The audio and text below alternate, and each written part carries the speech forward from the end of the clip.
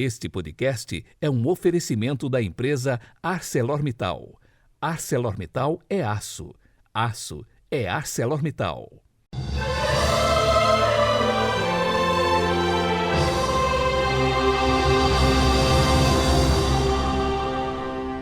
Vigília do Natal do Senhor, 24 de dezembro de 2021. A cor litúrgica é o branco e o pensamento é de Santo Inácio de Loyola. Abre aspas. A humildade consiste em alegrar-nos com tudo que nos leva a reconhecer o nosso nada. Fecha aspas. Pelo sinal da Santa Cruz, livrai-nos Deus, nosso Senhor, dos nossos inimigos. Apressai-vos, se não tardeis, Senhor Jesus, para que a vossa chegada renove as forças dos que confiam em vosso amor. Amém.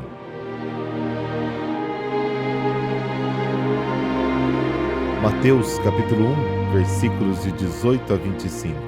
A origem de Jesus Cristo foi assim. Maria, sua mãe, estava prometida em casamento a José, e antes de viverem juntos, ela ficou grávida pela ação do Espírito Santo. José, seu marido, era justo e, não querendo denunciá-la, resolveu abandonar Maria em segredo. Enquanto José pensava nisso, eis que o anjo do Senhor apareceu-lhe em sonho e lhe disse: José, filho de Davi, não tenhas medo de receber Maria como tua esposa, porque ela concebeu pela ação do Espírito Santo. Ela dará à luz um filho, e tu lhe darás o nome de Jesus, pois ele vai salvar o seu povo dos seus pecados. Tudo isso aconteceu para se cumprir o que o Senhor havia dito pelo profeta. Eis que a Virgem conceberá e dará à luz um filho. Ele será chamado pelo nome de Emanuel, que significa Deus está conosco. Quando acordou, José fez conforme o anjo do Senhor havia mandado e aceitou a sua esposa. E não teve relações com ela até o dia em que deu à luz um filho. E José deu ao menino o nome de Jesus. Palavra da salvação, glória a vós, Senhor.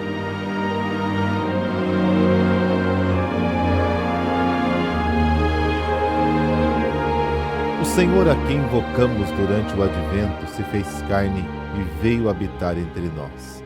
Ainda hoje, passados 2000 anos, esta festa assume o seu encanto. Sim, porque um Deus que entra na nossa história, caminha conosco e assume toda a nossa natureza, não pode nos deixar indiferentes. Mas é justo nos perguntarmos o que nos marcou esta tão esperada solenidade ao longo dos anos. Muitos de nós já celebramos muitos feriados de Natal, mas o risco que sempre existe é se perder nos contornos. Ajudados pelo clima da época natalícia, procuramos festejá-lo com os nossos entes queridos em casa, preparamo-nos com grandes jantares. Não pretendo diminuir a importância de nos reunirmos durante este dia, mas certamente precisamos colocar prioridades em nossas vidas. O Natal é a festa de um Deus que se torna criança e quer entrar na nossa vida, e quando nos envolvemos com a superficialidade, corremos o risco de perder de vista o verdadeiro conteúdo da festa. Aos poucos, a cultura consumista nos impõe a figura do Papai Noel, e o presépio de valor histórico em muitas casas se perdeu e não está mais montado. Quase um tipo de inquietação que gira entre os cristãos parece estar tomando conta. Esse berço e essa família não dizem mais nada à nossa consciência. Perdemos a essencialidade das coisas. Estamos lutando com que é apenas o contorno. E, no entanto, Jesus, em cada Natal, dizemos quase de forma litânica, vem nas noites dos homens. Jesus entra na vida de muitas pessoas desesperadas para indicar o caminho a seguir, a fim de evitar confusão e imprecisões. Com o passar dos anos, há muitas coisas que nos levam e nos esquecemos de sua presença. Lutamos em situações confiando apenas em nossa força. Muitos, por exemplo, vão à missa de Natal, mas durante o ano não vão à missa dominical. Posso substituir a missa por qualquer oração? Mas não é assim. E a missa é o tema de hoje. Em primeiro lugar, a missa é a perpetuação do sacrifício de Cristo em nossos altares.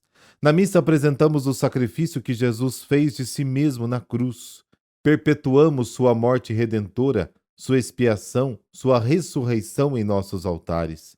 Imediatamente após a consagração, dizemos: anunciamos, Senhor, a tua morte.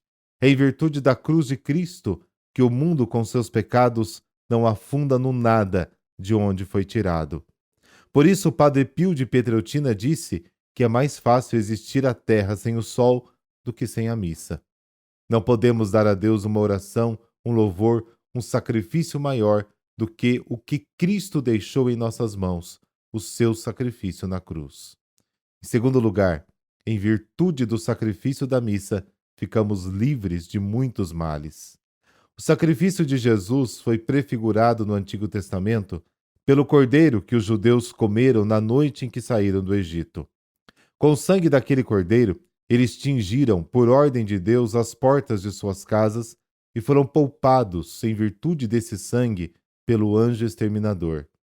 Os santos padres comentaram: se em virtude do sangue de um cordeiro, que era apenas um símbolo do sangue de Cristo, os judeus foram poupados pelo anjo exterminador de quantos males da alma e do corpo, não somos libertados, aproximando-nos não do símbolo do sangue de Cristo, mas do seu próprio sangue.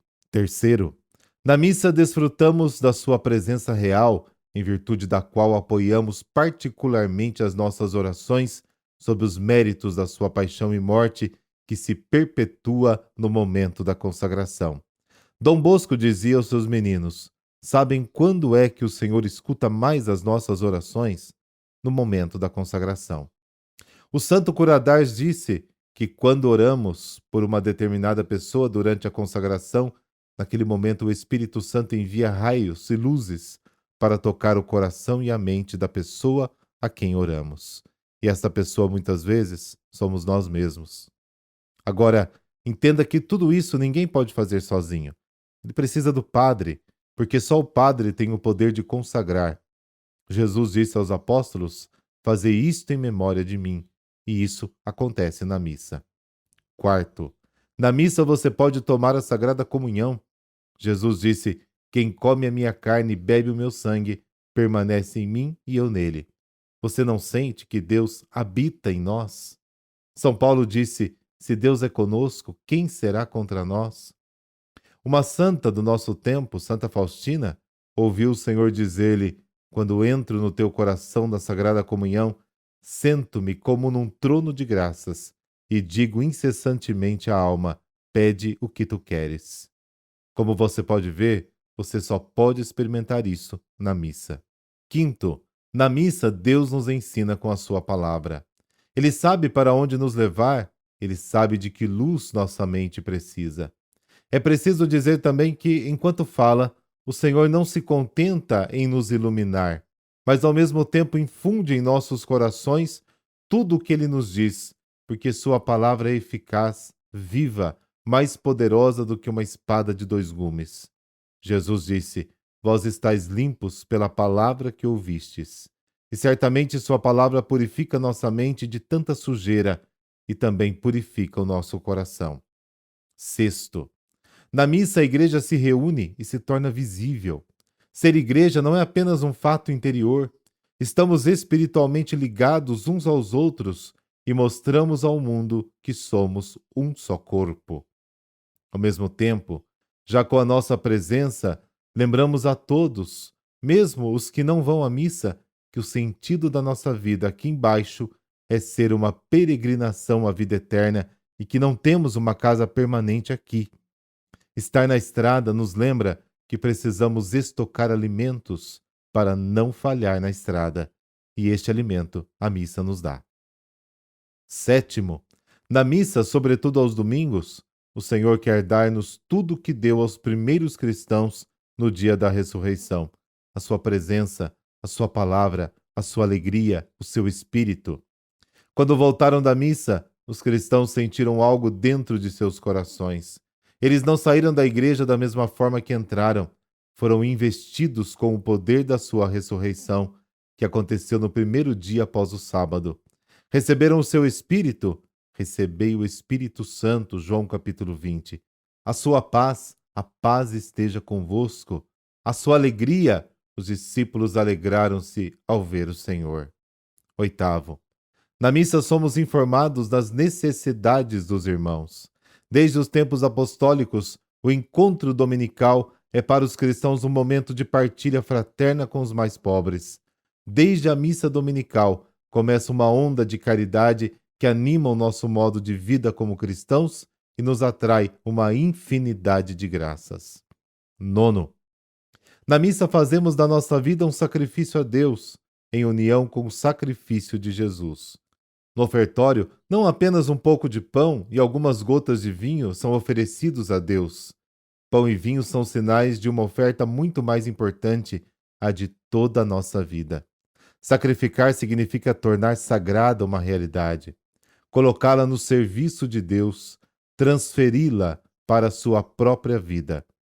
O que poderia ser maior do que tornar sagrado as nossas pobres obras, transferindo-as para o mundo de Deus, dando-lhes um valor universal e eterno? O que oferecemos a Deus em união com o sacrifício de Jesus é posto à disposição de todos e por toda a eternidade. O que aconteceu no milagre da multiplicação dos pães se repete aqui e agora. Portanto, que imenso bem se faz na missa. Isso beneficia a todos.